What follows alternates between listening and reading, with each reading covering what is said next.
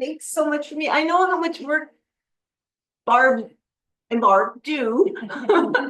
So thank you for having me back. And how many people were here last time I spoke?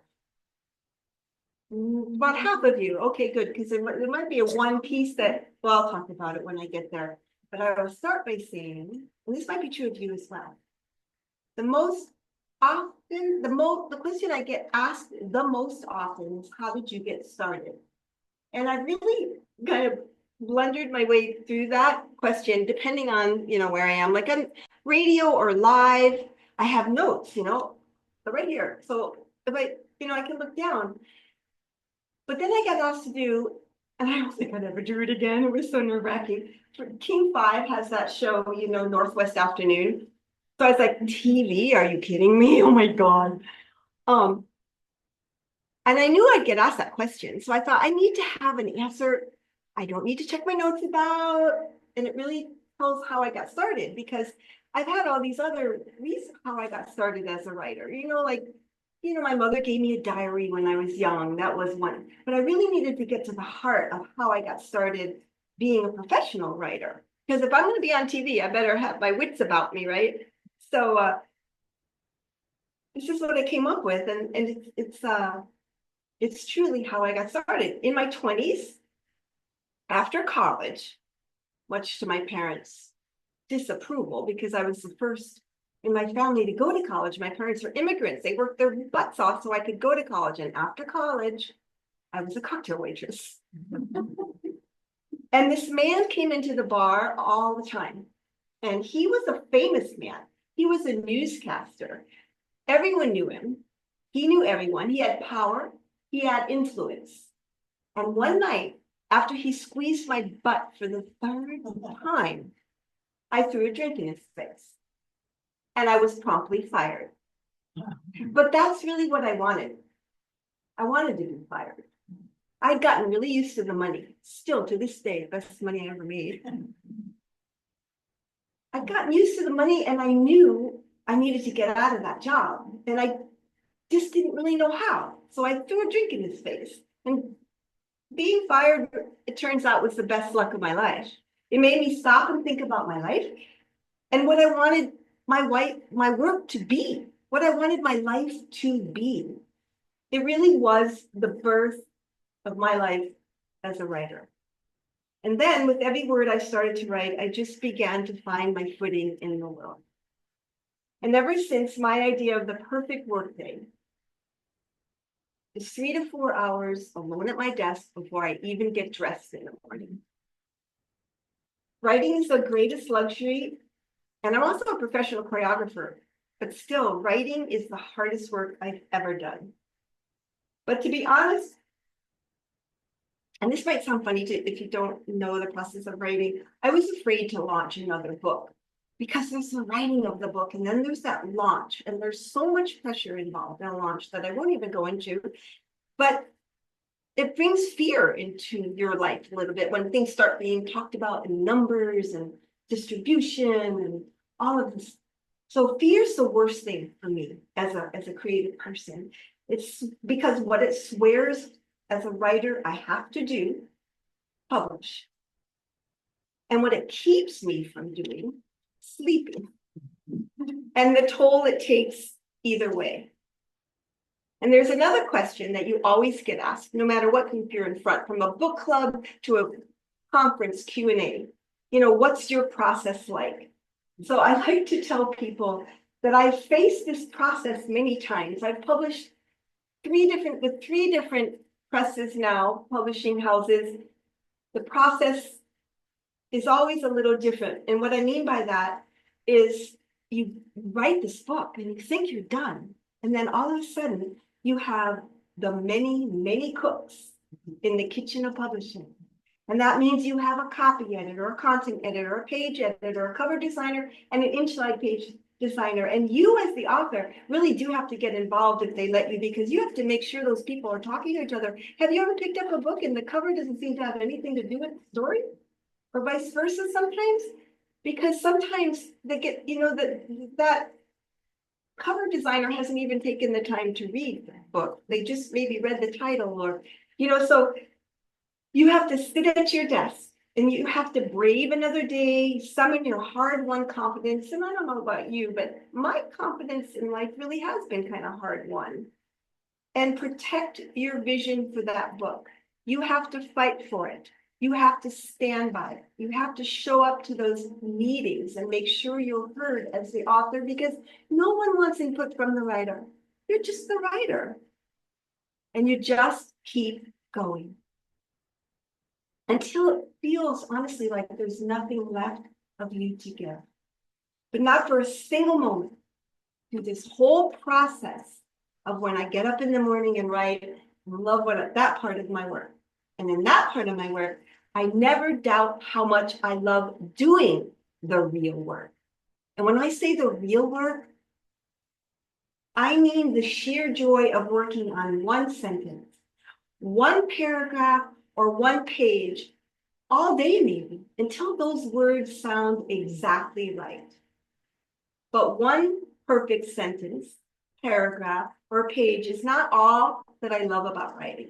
And here, again, I always think of my friend Kevin, who said, Kevin Miller's his name. Some of you might know him. He's quite a well-known writer as well. And he encouraged me, don't use the word love. Women always use the word love when they're writing. Don't use the word. I'm like, what word would you replace it with, Kevin? So I am well aware I'm going to use one of the most unoriginal, cliched, sentimental words used to describe all manner of affections, because I love the way writing reassures my commitment to being me. And I love the time I spend lingering in thought, how writing slows down the hours while nothing passes them quicker. And I love trying to understand how the big worldly issues affect our everyday lives. And nobody is giving me freer rein, because for the Seattle Times and PR, all kinds of media, I've written for much media, no one's given me more freedom to say what I want to say, how I want to say it, than my editor at the Kitsap Sun, David Nelson. I love it when something doesn't make sense. I can write about it until it makes so much sense. I love writing for readers who naturally want to know what goes on in the minds of others. They, hopefully you, seem to understand that sharing our inner life is what makes us most human, that the personal is the most universal, because I have always written on the basis of that. And I especially love that once that book is out there, once that launch has come and gone, there is not one thing I can do about what anyone else thinks. And I read somewhere that a writer feels cleansed after sharing certain memories because so much truth has been learned. You know, honestly, I shake my head at just how much truth I've shared in my new book. Really, sometimes I'm grateful my mom isn't still alive on some levels, because I really shared a lot in this book. I think I purposely didn't share, but when my mother was alive, but it's a memoir. You know, you don't hold back in a memoir. You also don't write to shock, but you don't leave the truth out either. Because this is one of those places, politics enters whether I wanted to or not, but because the world right now, honestly, is shocking to me in many ways, a greater need for truth and truthfulness is just building up in me. So luckily, there's so much truth expected in a memoir. And that's how my essays read. You know, my columns, you can only write so much in a column. And then when you take those columns and you put them together, my kind of column anyway reads like a memoir, because it's daily life and what I'm sharing. It's my troubles and triumphs and the world's troubles and triumphs, and they come together. And that's how my pages unfold. And this I said about my last book too, but maybe it bears repeating, and I mean no offense to the men in my audience, but it's really very recent, because even when I started as a writer, men were doing all of the publishing. And they decided, whether it was your newspaper or a lot of the book, they were just in magazines, especially, what stories were told, how they were told, and who got to tell them. But today, there's so many more women writing. I still have people asking me if I write under a pen name. I'm like, why would I have to? Oh, women always used to have to, they say. And I'm like, yeah, it's not been that long since women were expected to if they actually really wanted to have an opinion on the page. Today's memoir, today's essay, it's everything I love about reading. It's everything I love about writing. And there's one last thing. This is an excerpt from the intro of the book, because Barb, and which Barb was it, who said, I really want you to read more. Barb, thank you, and I'll get to that. But this is an excerpt. Whenever things seem to come together well, when things are running smoothly in your life, right? Which is always temporary. So best to celebrate at once. When it feels as if all moments from here on in couldn't possibly be any better than this. I always wish my mother was alive. I wish she could share in my happiness. It's not that I needed her to be proud of me. She was always proud of me. I just want to remind her that it's possible to get what we need when we need it. See, she was forbidden to study art. She loved being an artist, but she was forbidden to study art by her parents. They made her quit high school, get a hairdressing degree, is it a degree, a diploma, whatever, be a hairdresser, and then help support the family. And she never fought them on it. My mother was never a powerful woman. America intimidated my mom in many ways, but I would like her to see how her parents denying her dream helps motivate me to this day to just keep at it. Because that's what this book is, really. That's what every dance I still choreograph, whatever masterclass I still teach, it's just me keeping at it. So before I read a few excerpts, I want to thank you personally again, because every time I'm given the opportunity to share my work live, my voice to your ears, I feel like I found my niche, my favorite niche. I still believe there's no better social network than being social and then coming physically together. So thank you for having me. So I'm going to read, the first piece I'm going to read, I'm sorry if you heard that, they say, never share from your new book when you're giving a talk from the book that you've just published. And I was here last time with Every Little Thing, pretty sure, right? But I was really excited about this piece that was for my next book, and I shared it possibly before I should have. So it's the only piece I'm going to repeat tonight, because it kind of came out differently by the time it was in this book. And it's also, honestly, and of all the years I've been a columnist, and I'm still a columnist in the city for the Pacific Publishing newspapers, for Seattle Times opinion page when I have time for that, because sharing your opinion right now is tricky business. And I've already had 2 death threats, so I'm not quite sure I want to share. I know. And actually my last death threat was right from a man here in Bremerton. So that was kind of an interesting, my husband was more worried than I was like, no, he's not going to come hurt me because he's given his first and last name here.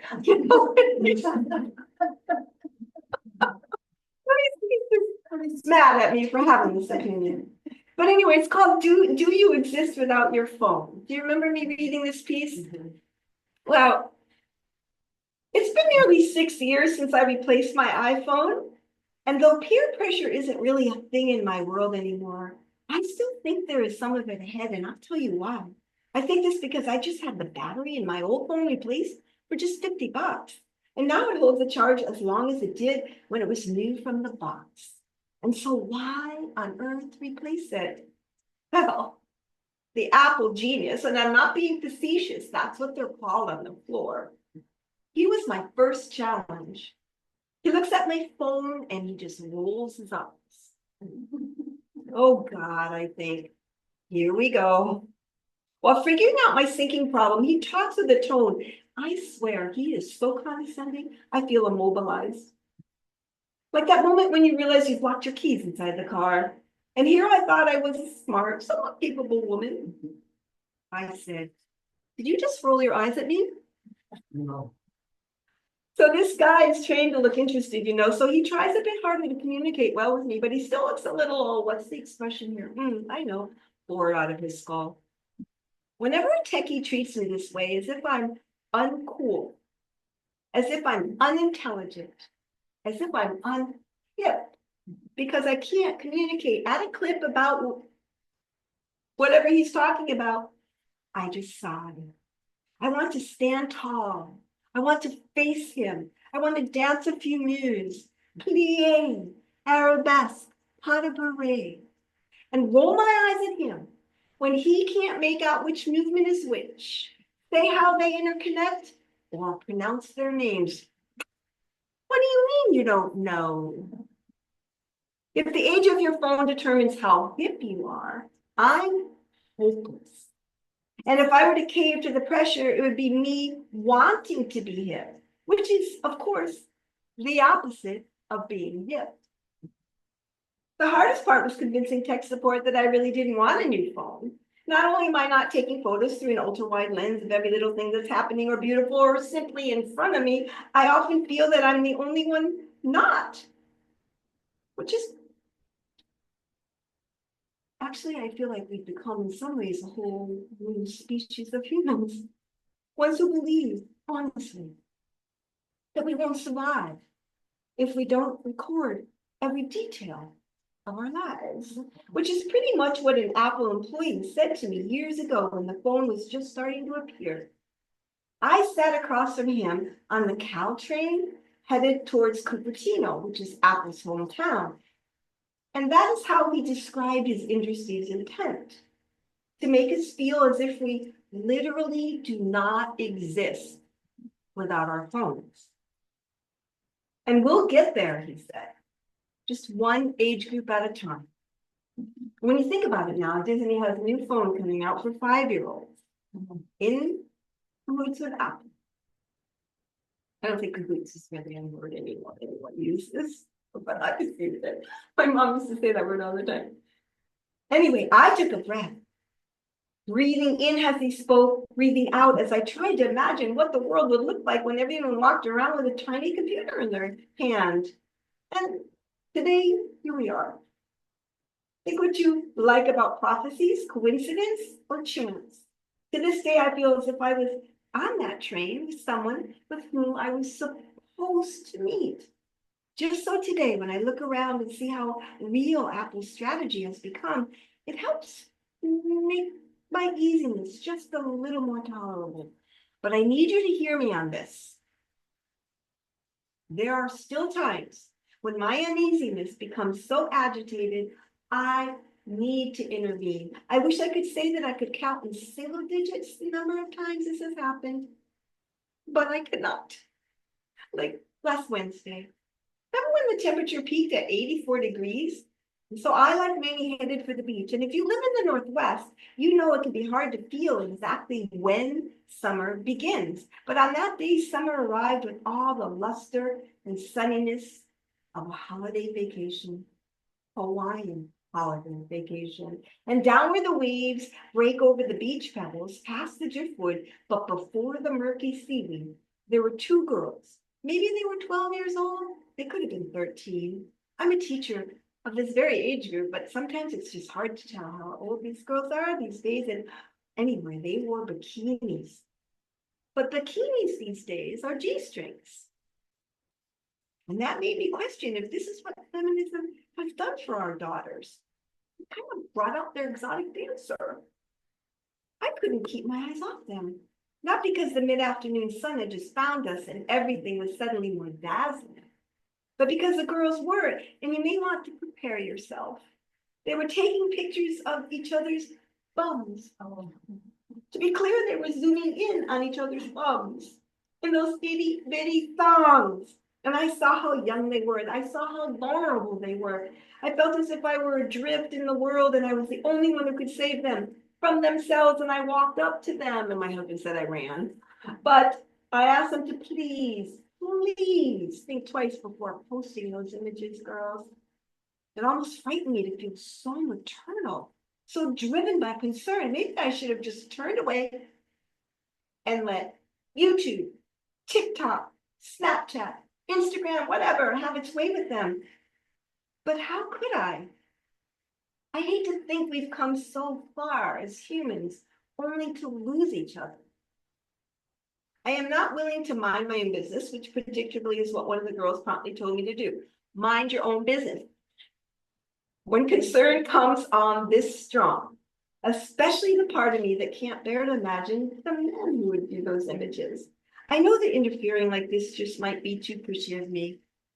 Geez, today it could even get me shot. And that maybe I should have just brought my phone to the beach.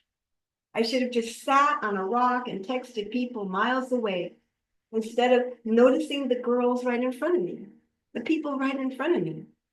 But honestly, I wouldn't even know how to begin to do this. I realize this may be keeping me from adjusting to our world and accepting it as it is today.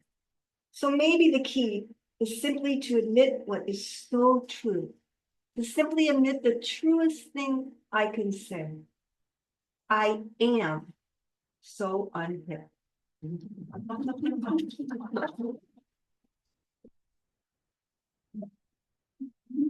And I don't think I read this one. It's called I'm Not. I'm just going to read an excerpt from this. Is anyone Italian in here? Anyone? Yes. So I promised you I'd read this one. I don't think I read this one last time. This is just an excerpt from it anyway, but I am asked to read sometime. I was in Sacramento recently, reading to it wasn't it was an Italian social American. I don't know, they have a big parade for nights. I think I don't even know. They were a big Italian group though, and they had me come down because a friend of mine runs this group, and it was really fun to get to read. Because in each of my books, I'm always like, I mean, even my children's book, her name is Bella. I mean, it's really hard to be first generation and kind of not go back to what that means here, because like people will always say to me, oh, my grandparents are from the old country too. And I'm like, no, my parents were. That's another whole struggle when it's your parents.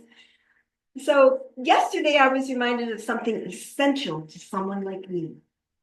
It was a revelation, a revelation. And if anything demonstrates how we continue to learn about ourselves, it's a revelation, right? And this one took place on Bainbridge Island on Manitou Beach. That's a 20-minute bicycle ride from my home. And every day, pretty much, when I'm done with my writing, I go to that beach and then I ride to the pool. But it was there on that beach I met another woman, lucky for me, because her looks and her hand movements were pure Italian. Naturally, we got to talking in superlatives at first. You are, so am I thought so. And in no time, we launched into real conversation. She exuded the kind of attentive directness I seldom meet in anyone these days, and much less on an isolated beach in the Northwest. And it took only minutes for me to realize that what made her so much fun for me, what made her so much like me, was that she kept interrupting me, and I, breathless with joy, kept interrupting her, and nothing about it felt rude or impolite. When I pointed this out, she reminded me that in Italian culture, it would be rude not to interrupt. It would seem like you weren't paying close enough attention. That's what she said, and it made me think. You know, it's been so long since I've shared a meal with my extended family that I've nearly forgotten how we'd sit around the table for hours, talking, arguing, interrupting each other, no one thinking they had to hold themselves back to be polite. Disagreeing, interjecting, and how you handle both, it's all part of the intuitive mix of being Italian.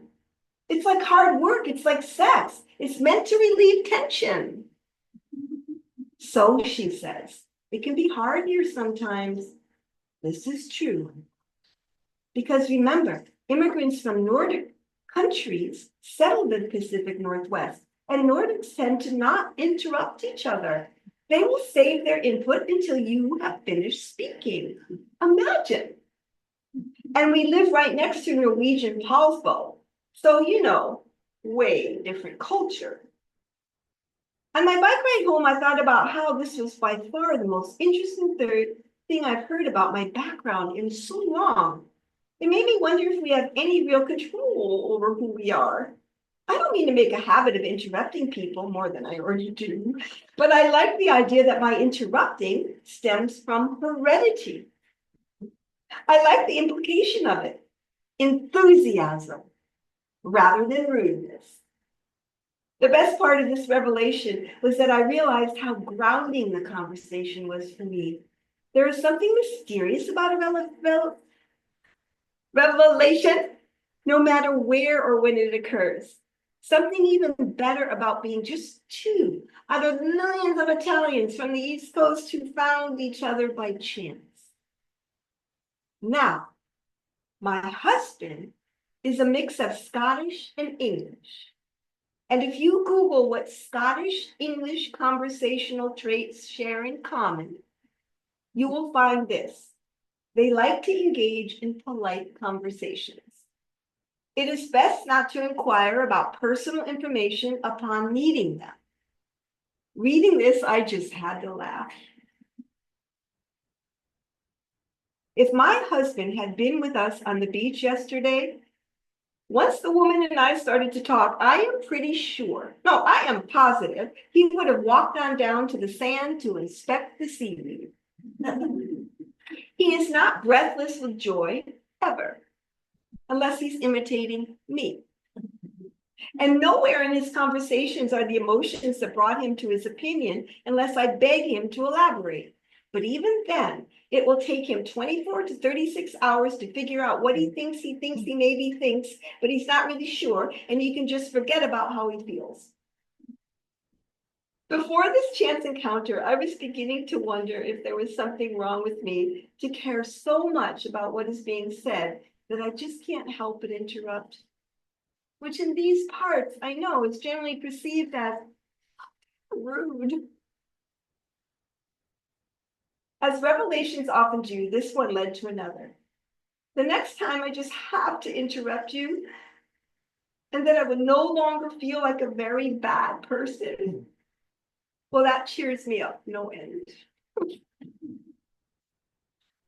So, thank you. I'm trying to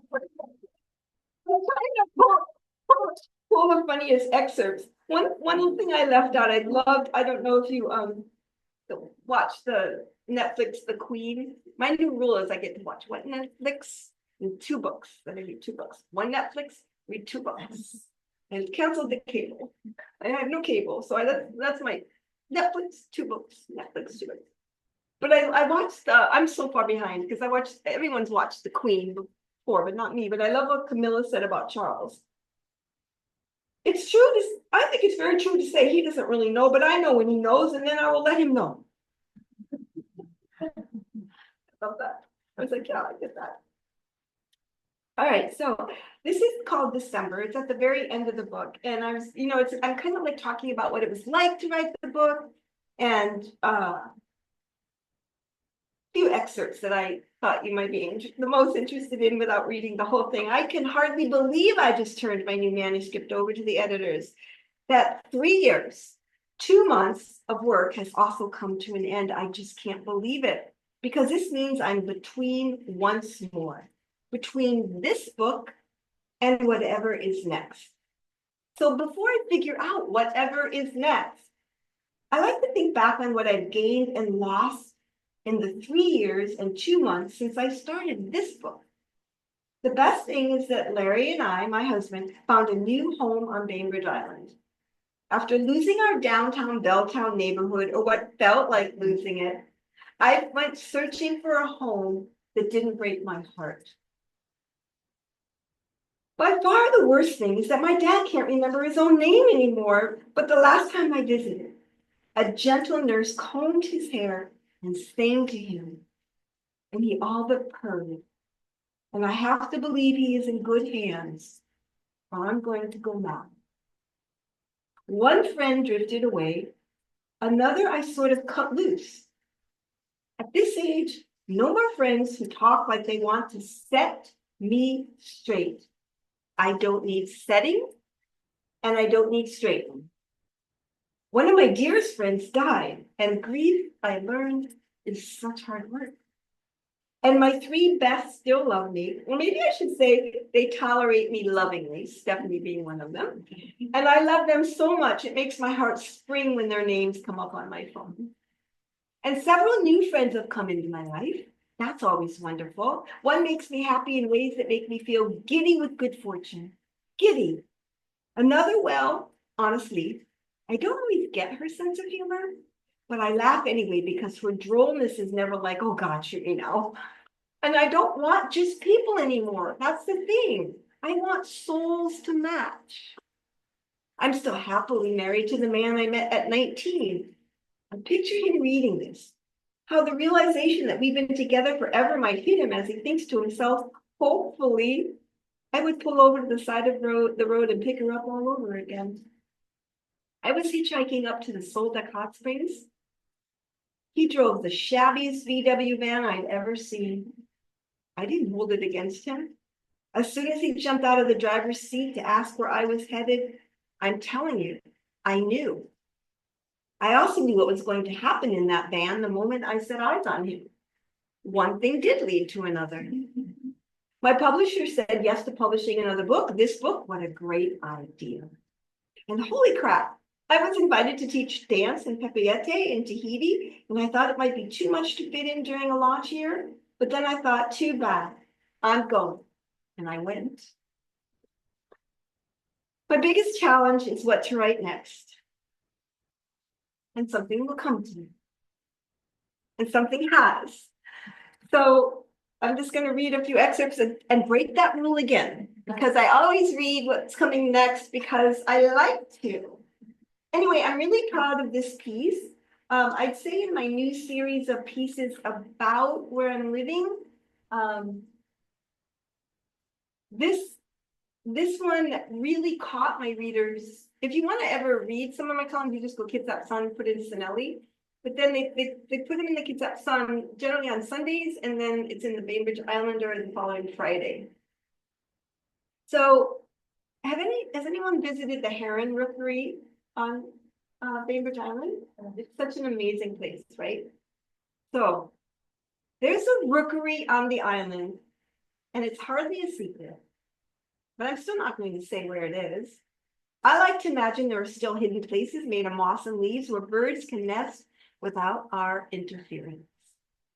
It's amazing how many people have never heard of a rookery, honestly, or don't know the meaning of the word. I actually didn't know before I moved to Bainbridge Island, and my sister thought I was talking about a kitchen appliance.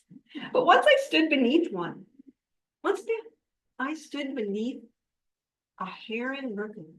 It was like giving myself up to something I hardly felt entitled to witness. It was a sense of incredible privilege, the kind that holds reverence. So when I heard the rookery is for sale, I felt nothing but fear for the herons. My God, can't we leave anything alone? I thought about all the promises that could and likely would be made between the agents and sellers and buyers to allay the conservationists, only to be broken later. I wondered. I asked around. I waited. I took a long walk from my place down to the rookery, trying not to think about what could happen, but I was worried because I know, of course I know, construction could win out. I also know that I'm such a hypocrite. Do you know why I'm such a hypocrite? I live in a condo development, and it's a controversial one at that. On Bainbridge Island, it rose to command 4 acres directly north of the ferry terminal, and people still tell me they used to use that land, walk under the huge chestnut trees to nurture themselves through long wet winters, and those trees lend shade in summer.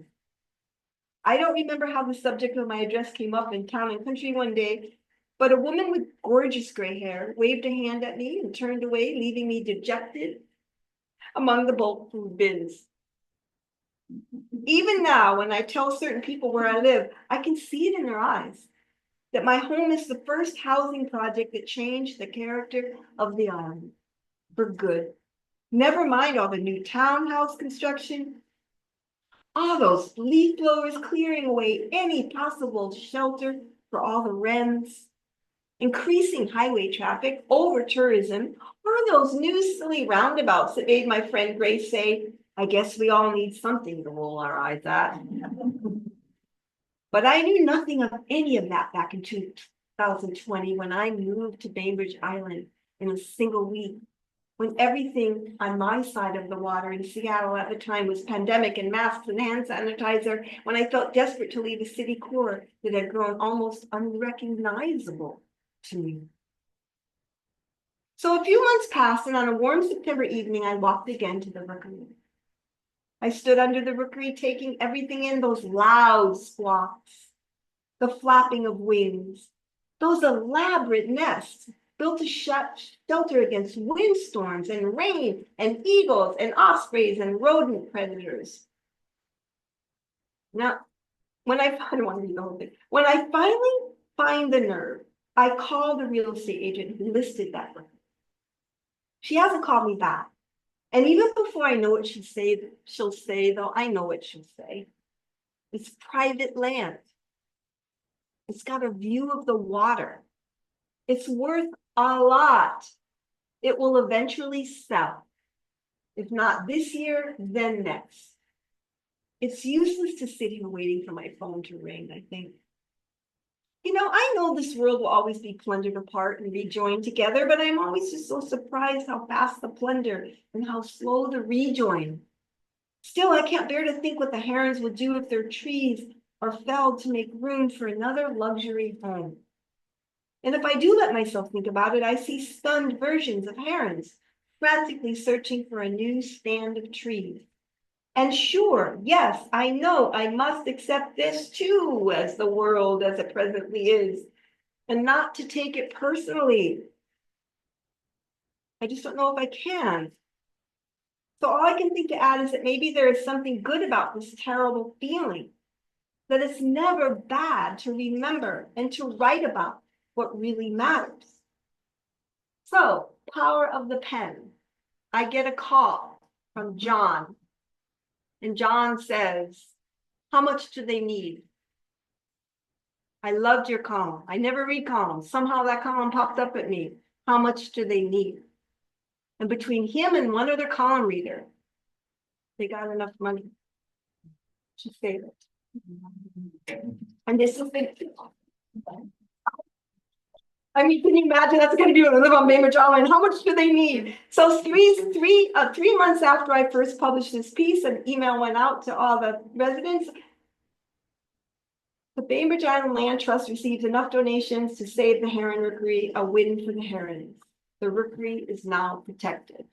And if you go to the rookery now, there's a big sign about this. So it's just a wonderful thing. So, I have never been more, I don't know, you think, when you're sitting at your desk writing, you don't think about people reading it. You just think about trying to do the best work you can, putting it out there, and you kind of, but when something like that happens, you're reminded that, you have an obligation, you have a responsibility sometimes to just remind people, So I'm pleased, I'm proud of that. Let's just put it out there. So can I do one last, or are we done, you think? One more, and I'll keep it short, but this is kind of an interesting thing today because a lot of writers are facing this. I'll only read excerpts. I keep looking out the window because the sun's trying to peek through and I don't want to miss it. I think about taking my laptop outside, but I know my desk is the only place I can really work. I've never been a coffee house writer. I'm too distracted. When the Seattle Times offered me a beautiful office, the view of the city, all I could hear was everyone else talking, everyone else clapping, blah, blah, blah. I'm like, no, I want to work from home. All of my attempts have been to describe my thoughts to you in my desk, in my nook where I'm most comfortable. They help me better understand what's happening in the world. And this need to express myself through the written word is my way of tuning out everything else. And honestly, sometimes everyone. I mean, here I am describing other things because I'm avoiding answering an email I received from a book club host. I read for a lot of book clubs. I love book clubs. Anyway, after thanking me for my inspiring talk to her club, she posed a question that bothers me beyond my first, my second, and my third attempt to reply. Let me put it this way. Her question bothers me so much it makes me want to clobber someone. Clobber. I haven't heard that word in years. My dad used to say it when one of my sisters or I misbehaved, partly out of anger. He'd say it. I'm gonna clobber you. Partly out of habit. I'm gonna clobber you. And partly out of knowing he would never clobber us. But I have now imagined such a clobber explicitly. And in this instance, I almost see myself quite capable of a clobber. Wouldn't I be interested to know, the host asks, what AI would have done with my book? You know, I honestly felt my body go still. Was she serious? I really can't know. That's the thing about emails. You can't look into a person's eyes. You can't hear their tone. But every ounce of me feels betrayed by her question. And if every ounce of me feels betrayed, I definitely need to take a timeout before responding. Unless 2 words suffice, and they do not. It's not as if I can answer her with the 2 words I'm thinking, or say them here. Meanwhile, first things first. Some emails like hers cast such a long shadow that all I want to do is ride out of them. So I'm going to wrap this up and bike out to Bay, Hay, and Feed. Does anyone know that store? Where I'm bound to forget all about the book club. I mean, book club. Shouldn't this imply a person is at least outwardly a little more devoted to originality? A little more suspect of high-tech seizing of individualism? I figure if I'm going to be upset, and let me tell you, I'm upset, at least I should surround myself with beauty. I need a few starter plants, though a few is never enough. Everyone knows this. I need them to fill in here and there, but mostly I want to walk around the nursery and think about potting soil and mulch, natural predators instead of toxic pesticides like ladybugs, anything other than the question I may or may not answer. You would think with decades of experience, I would be among the best of skillful answer givers. But really, I'm not. I'm still likely to sound perturbed if I feel perturbed. And I will need to tell my husband, my sister, every trusted friend, and then you just how perturbed I am. Maybe this isn't me at my most gracious state of embracing another's curiosity about the advancement of technology, just me feeling a breach between what feels honest and true about what it really means to be a writer and this newly embraced form of plagiarism. But it's a stunt. Yes, I do know that AI will advance medicine and many other fields. I recently read about a small little squishy robot that when dropped into a water system records the location of the leak and repairs it. And that is brilliant. And if office emails are all you're writing, maybe there's no really harm in that either, right? But I still think even in an office email, to not use your own words is one more dehumanizing tactic to make us even more reliant on technology, keeping us from having our own longer thoughts, dumbing us down a little deeper, so to speak. But for writing our stories, telling our truths, as if our language is better read after being amassed into data, into an aggregate, as if by making our words sound more the same, we are making them better. I've seen this happen in music. I've seen this happen in choreography. So I'm not saying this because I'm a writer, though I am worried. But what would I write? Excuse me. I read that wrong. I'm not saying this because I'm a worrier, though I am worried. What writer wouldn't be? I'm saying this because why on earth would I not? Fortunately, out here at Bay, Hay, and Feed, it's like a gardening smorgasbord. So many moist, leafy offerings to put into our cardboard boxes. The whole place smells of fertile ground and wood chips, and the seed packets sold in the shed, they feel almost too colorful to bear against the grayish sky outside the windows. But I'm telling you, it feels so good to be out here in Rolling Bay, to walk around the bedding plants and shrubs and succulents and trees, all of which I'd take home if I could. We all have a dream in life, and one of mine is to live on acres of open land. I've never done that, but you and I both know what that would cost around here, so you know. A dream's a dream. It's so relaxing to wander among the greenery out here that in a quick burst of self-confidence, I compose my reply to the email that made me leave my desk in a huff. I realize I don't have to worry about coming up with an answer for the book club host that defines me, that defines my work, that defines anything I do at all. No, I am not interested, I would say, but thank you for asking.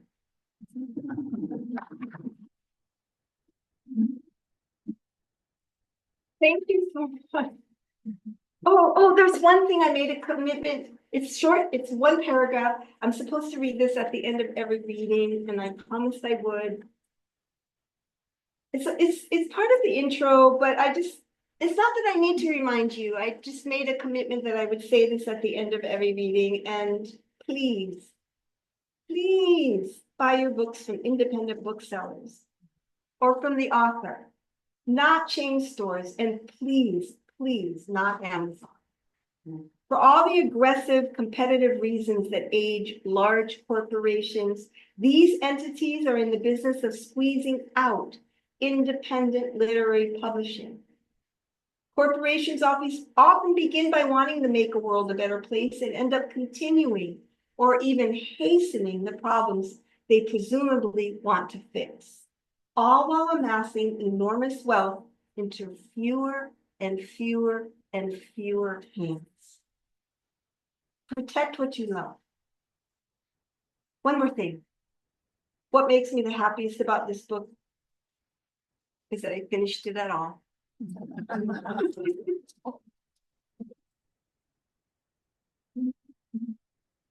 you. Thank you. Are there any questions? Do we do a Q&A in this series? I can't remember. Yes. Yep. Okay. Oh, is there any questions from the audience? Yeah. Just one second. Thank you so much for, I didn't realize that you were the person who wrote the article about the Harry Russell. Thank you. Yeah, and I was going to come up with this at every end of every meeting, but I'm the president of Pittsburgh Audubon. And we donated a large sum of money to the Land Trust to purchase that land. The Rookery in Bay Ridge too. Okay. I know it's not always get a phone call. How much do they need? I didn't ask him how much. Oh, but one woman named Pat, and I will not say her last name. My older sister died. She recently. She was just gonna watch a movie. She was popcorn popped, and she was gonna. I guess she got up to use the bathroom. She slipped and fell and hit her head on a glass coffee table. And she died.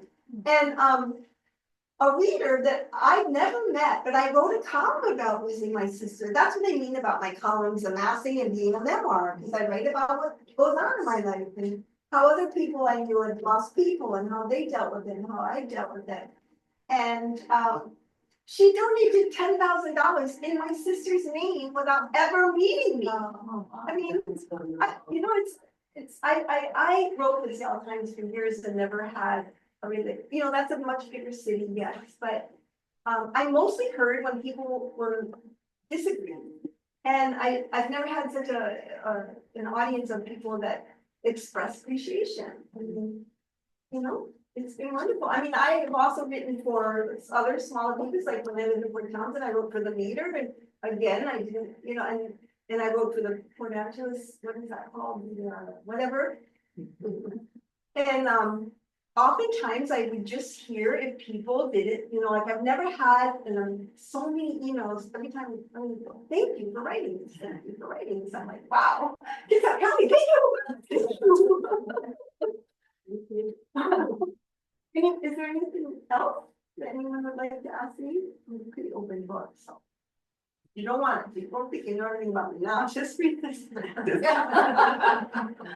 Anyway, thank you so much for listening to the wonderful audience. And we'd like to thank you so much, and I'd like to embody our thanks like you embodied and say, thank you so much. At some conferences, when you go to a big conference, I might have said this last time I was here, it's nice to read to a small group like this, because at conferences, they have like a big screen on this side and a big screen on this side, and you got things coming up that you said, like, you don't just say it to them, why do you have to bring it up? I literally get distracted by myself. This was good, but it's like, I'm talking here about having less technology and then I'm surrounded by it at the conference. It's kind of an interesting world that way as a speaker. So I just love it. And like, I love to go to living rooms and talk to a book club, So I love the gamut, and it's all so different. Every group is so different. You never know. And thank you, gentlemen. You were right with me. Like one of those men just picks up his phone and starts reading. And as soon as I start talking, because it can't possibly be interesting. I get the Rainier Club that happened to me. I'm just like, oh my God, why am I here? It was mostly men. It was just awful.